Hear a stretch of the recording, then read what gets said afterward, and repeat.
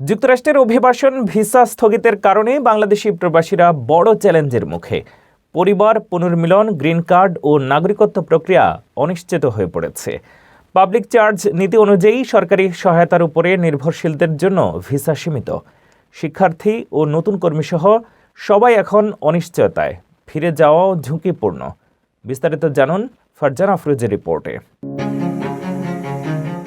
যুক্তরাষ্ট্রে বসবাসরত ও অভিবাসনের অপেক্ষায় থাকা হাজারো প্রবাসী বাংলাদেশের জন্য দুঃসংবাদ। ট্রাম্প প্রশাসনের নতুন সিদ্ধান্তে বাংলাদেশ সহ ৭৫টি দেশের জন্য যুক্তরাষ্ট্রের অভিবাসন ভিসা কার্যক্রম সাময়িকভাবে স্থগিত করা হয়েছে। এর ফলে পরিবার পুনর্মিলন, গ্রিন কার্ড, এমনকি নাগরিকত্ব সংক্রান্ত বহু পরিকল্পনা অনিশ্চয়তার মুখে পড়েছে। যারা বছরের পর বছর ধরে পরিবারের সদস্যদের যুক্তরাষ্ট্রে নেয়ার অপেক্ষায় ছিলেন, তাদের জন্য এই সিদ্ধান্ত মানসিক চাপ ও হতাশা বাড়িয়েছে। অনেক প্রবাসী বলছেন, ভিসা প্রক্রিয়া বন্ধ থাকায় বাবা মা, স্বামী স্ত্রী কিংবা সন্তানদের সঙ্গে একসাথে থাকার স্বপ্ন আবারও দূরে সরে গেল। বিশেষজ্ঞদের মতে এই সিদ্ধান্তের পেছনে যুক্তরাষ্ট্রের পাবলিক চার্জ নীতি বড় ভূমিকা রেখেছে। অর্থাৎ ভবিষ্যতে যেসব অভিবাসী সরকারি সহায়তার ওপর নির্ভরশীল হতে পারেন, তাদের প্রবেশ সীমিত করতেই এই পদক্ষেপ।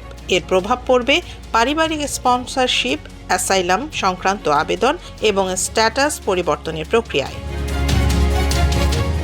গ্রিন কার্ডধারীরাও এখন বিদেশ ভ্রমণ নিয়ে দ্বিধায় রয়েছেন। অনেকে আশঙ্কা করছেন, বাংলাদেশে গেলে যুক্তরাষ্ট্রে ফেরার সময় জটিলতায় পড়তে পারেন।